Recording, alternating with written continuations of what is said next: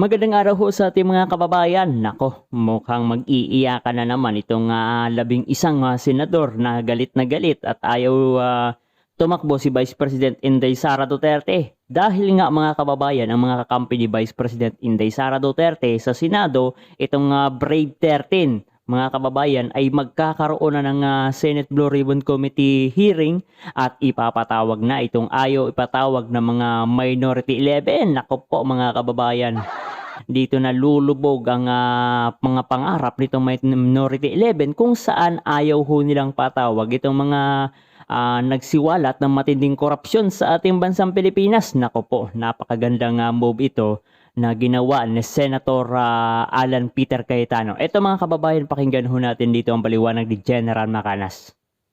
Magandang araw mga kaibigan. Bigyan natin ng reaction opinion itong post ng ni Daryl Yap. Isinare ni Daryl Yap ang post ng Batas PH. Cayetano creates Blue Ribbon Committee to prove flood control scandal. Just in, Senate President Alan Cayetano announced the creation of a Blue Ribbon Subcommittee that will focus on the alleged flood control scandal. Ayun, no? The subcommittee will reportedly be chaired by Senator Rodante Marcoleta. The hearing has been scheduled for Thursday, June 4, 2026. So, ayun nga ang hinihintay natin mga kababayan, ay magsisimula na yung hearing muli, no, na ayaw mangyari ni Lacson. Sa akin SP Cayetano has full of wisdom. And I believe, dahil he's a godly man, para bang si Haring Solomon,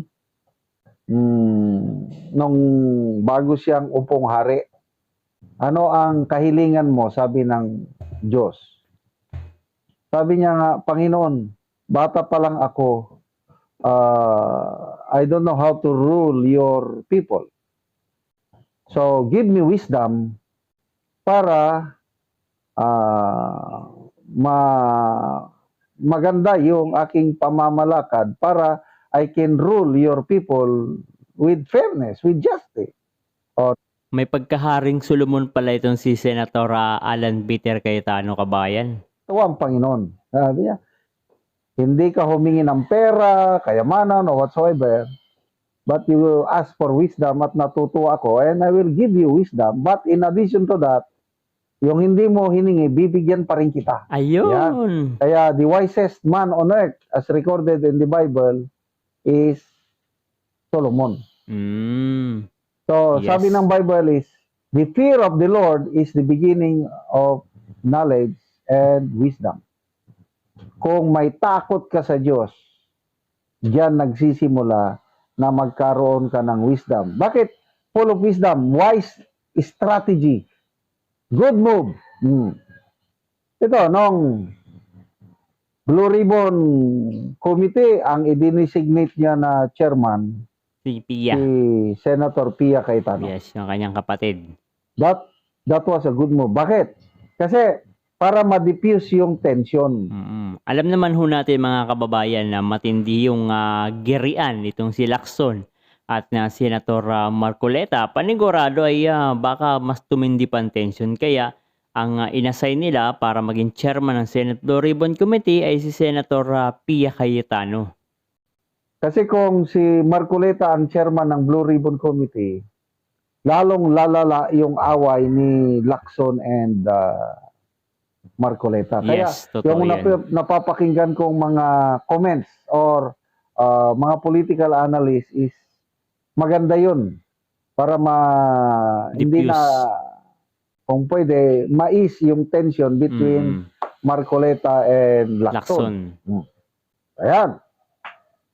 Ito na naman ngayon, subcommittee that will focus. Kasi ang Blue Ribbon, kahit anong anomalya sa gobyerno, kapalpakan ng gobyerno, alleged graft and corruption sa gobyerno, iimbestigahan ng Blue Ribbon.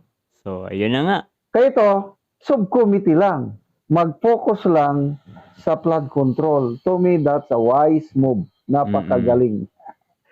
Dahil nga mga kababayan, hanggang ngayon ilang buwan na ang lumipas yung huling investigasyon ng Senate Blue Ribbon Committee. Hanggang ngayon ay walang nakukulong doon sa mga pinangalanan ng mga opisyal ng mga kapartido kakampi ni Bongbong Marcos Jr. Diskarte ba? Yung wisdom kung itagalog ko, ang aking Karunungan. definition ng wisdom sa Tagalog, diskarte. Okay. So, napakaganda nito. Wow, June 4. O, basa tayo sa mga comments.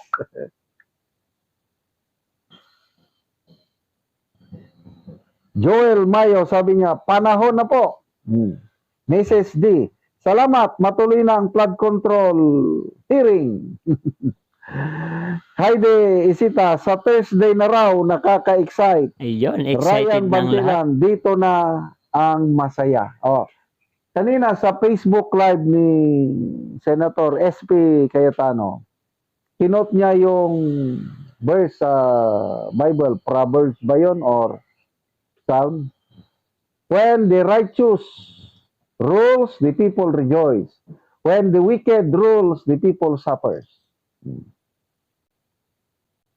Hihirap ang sambayan ng Pilipino overall dahil ang namumuno, alam nyo na, punong-puno ng korupsyon. Kaya ang hirap po ng buhay. Kaya hindi mo masisisi yung taong bayan na galit na sa administrasyon. Yes, Sa totoo yan. latest SWS survey, Umabot pa nga negative 15 mga kababayan ang net satisfactory ng presidente na si Marcos Jr. negative 15 na ang net satisfaction ng Pangulo. The lowest Yes, totoo yan. rating ever received by a president in our In nation's the Philippine history. Negative 15. Bakit? The people are suffering. Tama. But when the righteous rules, rejoice. So ako, I am rejoicing now. Why? Dahil meron tayong Senate President, Yes, totoo yan. God-fearing. Sana tuloy-tuloy na ito na hindi na nila mabungkag sa Bisaya. Ano bang mabungkag? Mahiwalay, Mahati-hati. Sabi nga mahati-hati. ni Senator Lacson sa isang interview niya expecting the majority or Black Brave 13 will collapse within weeks. Nang dahil lang daw sa mga plunder cases na isinasampa ng ombudsman, pag naisyuhan ng warrant of arrest, ang dalawa, wala na. Pag makukulong na ang dalawa sa majority, di ang bilang nila maging 10 na lang. 10. Sabi ni Lacson, 11 kami, 10 lang sila. We will take over. Ganon ang paliwanag ni Lacson. But God is good.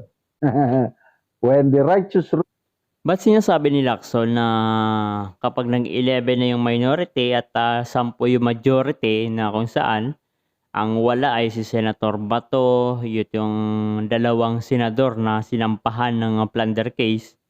Bakit? Di ba kailangan pa rin mga kababayan ng 13 votes? Kasi 24 votes pa rin kumbaga 24 senador pa rin sila. Yung iba wala lang. Hindi naman sinabi na nag-resign. Kasi kapag nag-resign mga kababayan, automatically, mababawasan yung bilang ng sinasabing para makakuha o makukuha yung pwesto, liderato sa Senado. people rejoice. Di ba? Totoo nga, naisyuhan ng warrant of arrest si Senator Jinggoy. Ang bilis, ano? Kahapon lang isinampa yung kaso, may warrant of arrest na. Ang bilis. Kaya lang, bailable naman. 90,000 lang. So yung kasong ibinigay o nagkaroon ho ng piyansa kahapon mga kababayan, itong tinatawag na graft corruption. Pero yung plunder cases is ongoing. So hindi natin alam kung ito ho ay maaprobahan o madidismiss. And we hope na madismiss ho ito kasi talagang ginagamit lamang ito sa politika ni Bongbong Marcos Jr. Kumbaga para mapatahimik ang mga kalaban sa politika ni Marcos Jr. So, kanina may nabasa akong post, on the way na si Senator Jinggoy sa ombudsman para magpiyansa. Nasaan yung Kemas Rimas kulong? Wala. So let's pray. Nang Sandigan Bayan maging patas. Tama. Let's pray na mahina yung ebidensya doon sa plunder case na naisampa kay Marcoleta. Senator Ay, Jinggoy Jinggoy. para hindi siya maisuhan ng non-bailable warrant of arrest. Let's So, pray. So, nandiyan pa yung posible para kay Senator Joel Villanueva. Yung tibay ng loob ng Brave 13 na walang kakalas sa kanila. Kasi yung Brave 13, yan ang Righteous 13. Yes. May takot sa Diyos. Para tuloy-tuloy itong ganitong investigasyon, malalaman na may sisiwalat ng katotohanan sa greatest nakawan sa In the history Philippine ng history. ating bayan. So yan nga mga kababayan ang naging komento, opinion ni General Macanas patungkol ho dito sa posibleng pagsisimula ng Senate Blue Ribbon Committee kung saan ay inanunsyo din ni dating Congressman Mike Defensor na sinasabi ho nito ay sa unang hearing ng Blood Control Project o kumbaga dito sa Senate Blue Ribbon Committee, ang talagang sinasuggest nila ay mauna nang magsalita ang 18 Brave Marines na kung saan mga kababayan ito na ang magpapabagsak dito sa mga kaalyado ni Bongbong Marcos Jr. at ito na ang magtuturo sa tunay na mastermind.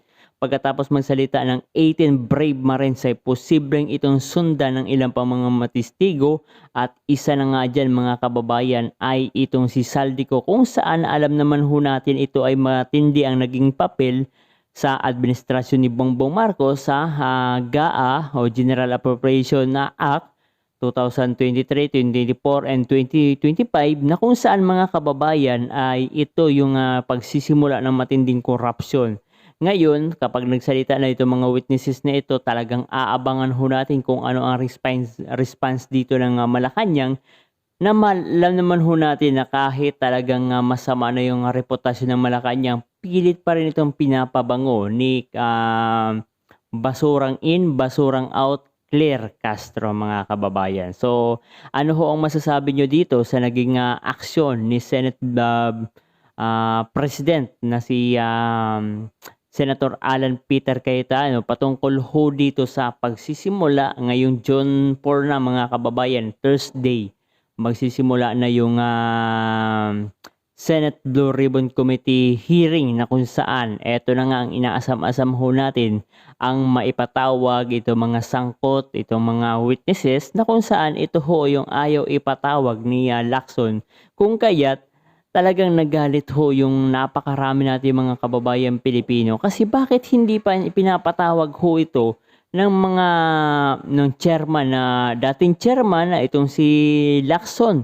Mga kababayan, katulad na lamang ng 18 Brave Marines, hindi ito pinayagan dahil yung mga kakampi ni Lacson, yung mga kakampi ni Bongbong Marcos Jr. ay maipapangalan. Kumbaga, lalabas ang katotohanan na sila pala ay sangkot sa matinding corruption in the Philippine history. Kaya kailangan nilang pigilan itong ginagawang kumbaga yung aksyon ng Senate President.